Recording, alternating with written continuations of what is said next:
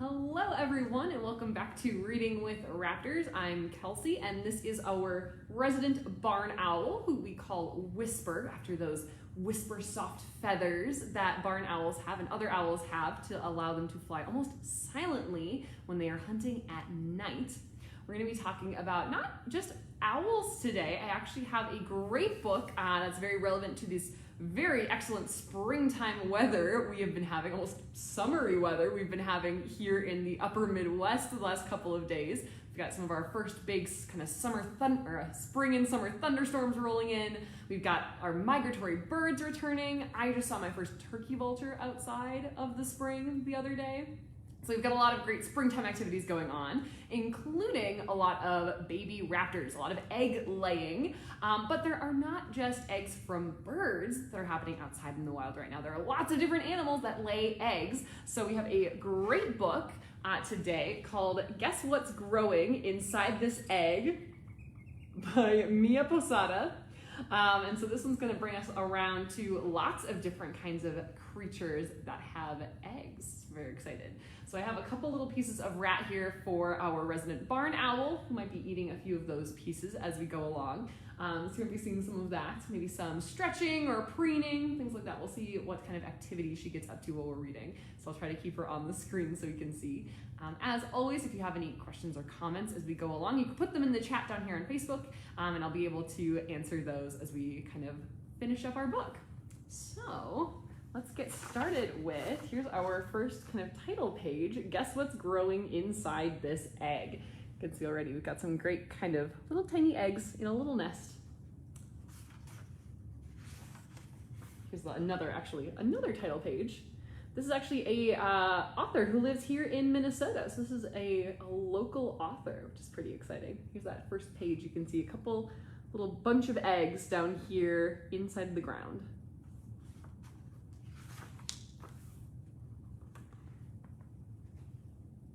This egg sits snugly on its father's feet. He warms it with his body's heat. Under his feathered belly, it's cozy and warm, safe from the icy Antarctic storm. Can you guess what is growing inside this egg?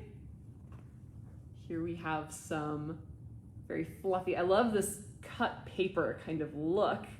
You have these kind of fluffy feathers, these big scaly feet, and this big round white egg.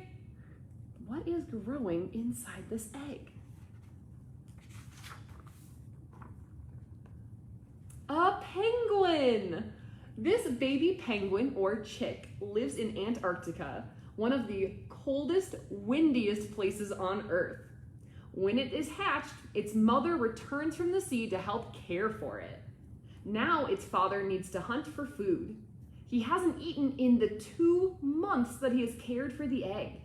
The mother and father penguins take turns holding the tiny chick on their feet to keep it warm and going to the sea to hunt for fish and squid to feed it.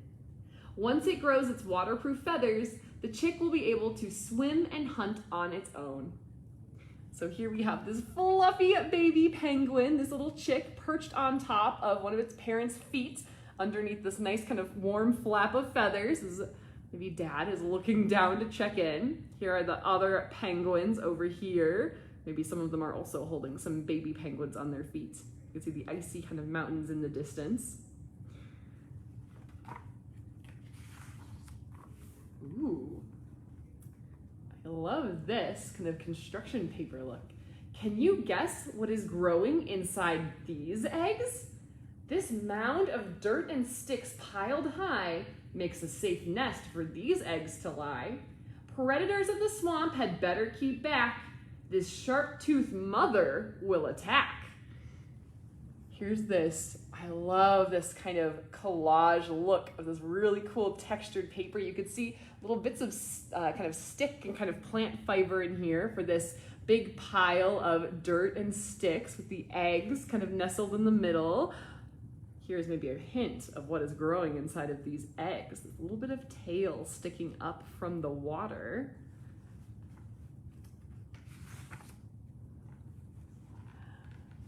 Alligators.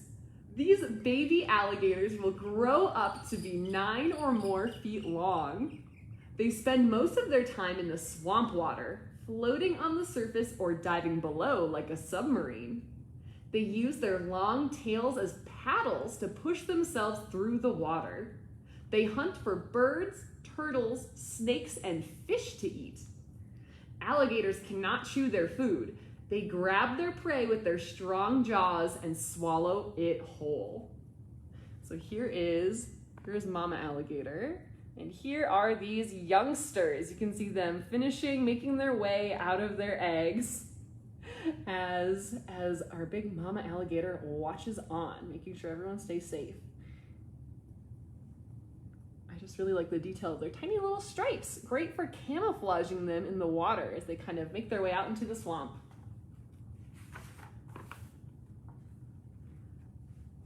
Can you guess what is growing inside these eggs? Tall lakeshore reeds help hide the nest, where these eggs lie under their mother's breast. So it looks like feathers here. We have some nice round eggs here, little bits of feathers inside of these kind of reeds that have been arranged in a nest. What is tucked under there so nice and warm? What is growing up inside of these eggs? Ducklings! As soon as their feathers are dry, they will be able to follow their mother to the nearby lake. The brother and sister ducklings walk in a line, one after the other. Ducklings do not need swimming lessons. They are born already knowing how to swim. With their webbed feet, they paddle through the water. Soon they learn to feed on worms, water plants, and insects just below the water surface. So here's our mama duck with that, again, excellent camouflage. All these nice kind of brown colors all blended in together. And here are our baby ducks, or our ducklings. A couple of their siblings still making their way out of their eggs, but you can see these fluffy, fluffy feathers that they have to keep them nice and dry. And then the lake in the background where they're gonna go and make their first swim, probably very soon. So those fluffy feathers finish drying out.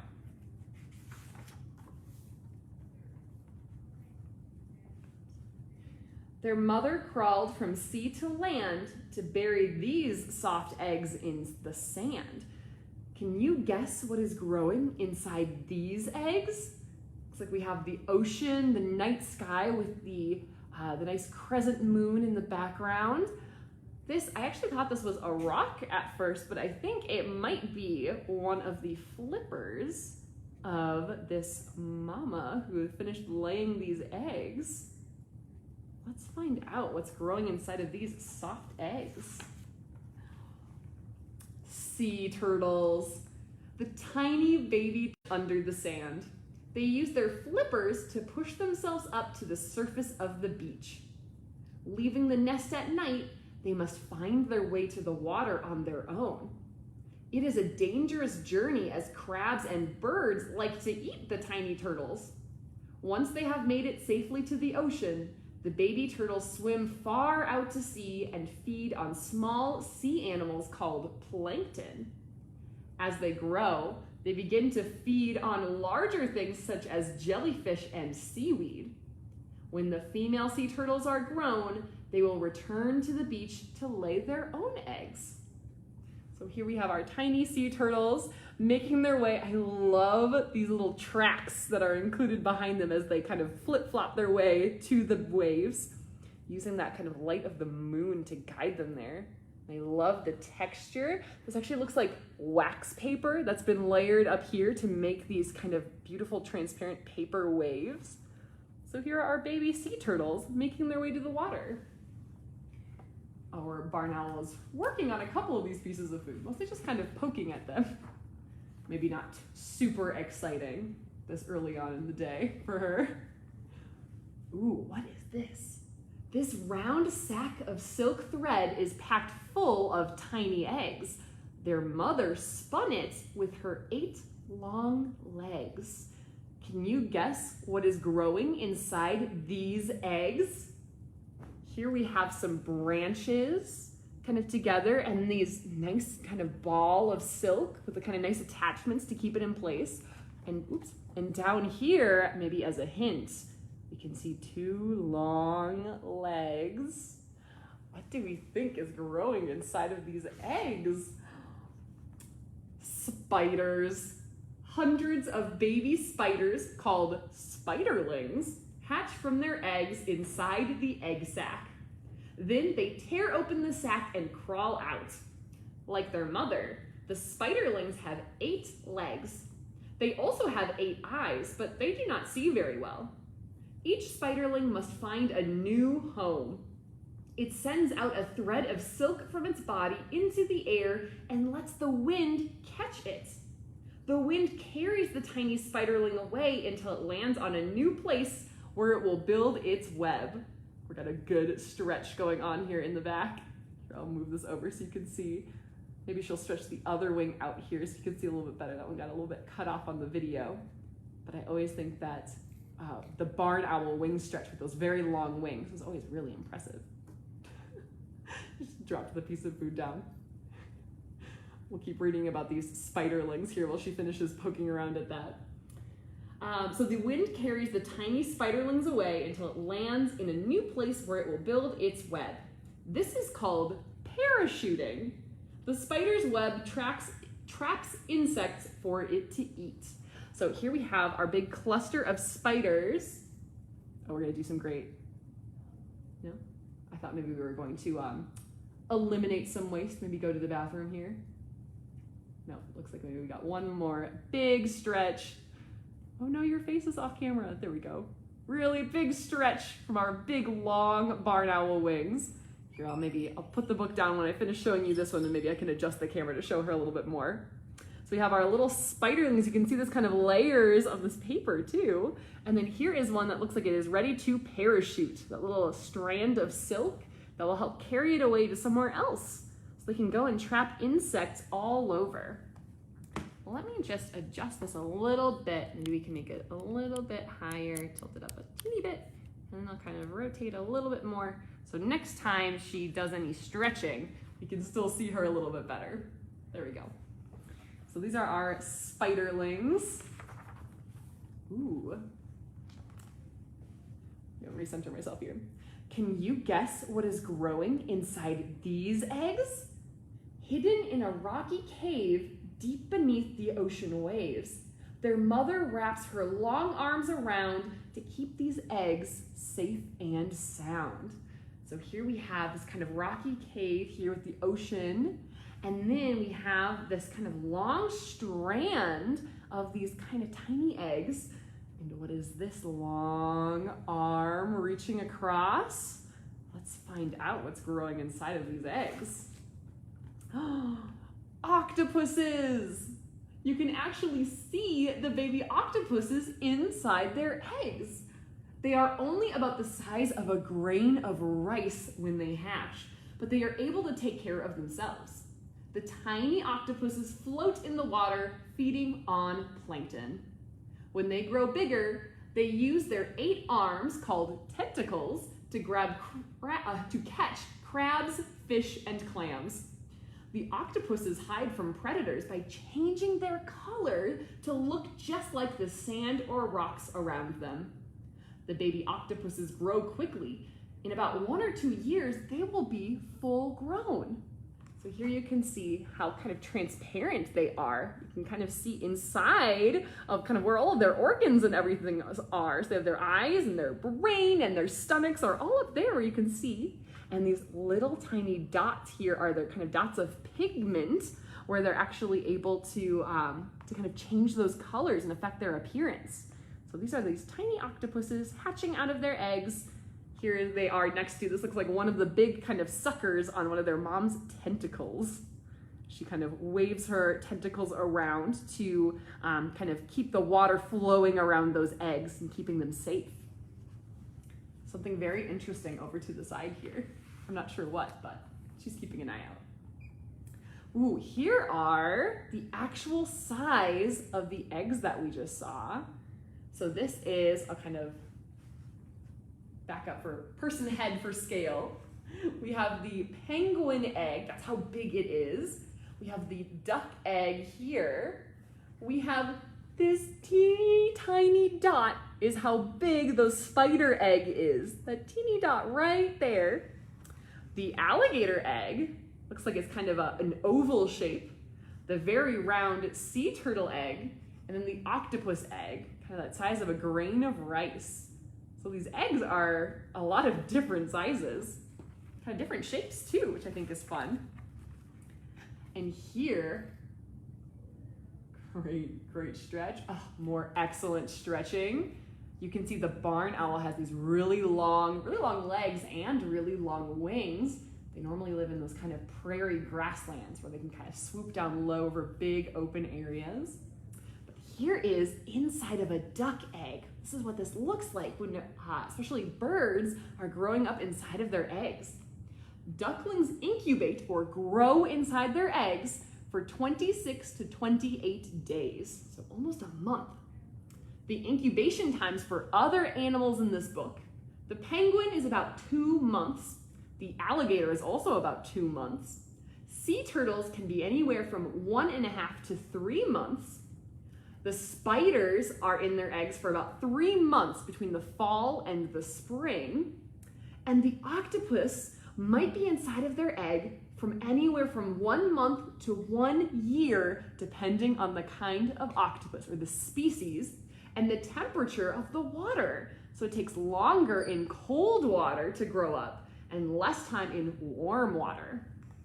So here we have, this is after an egg has been laid. This is after the 4th day after the egg has been laid for a duckling. You can see the shell, the kind of white shell we're probably pretty familiar with, those of us who maybe have done anything with chicken eggs. We have the egg white, the kind of nice white part that you see. The yolk is the yellow part.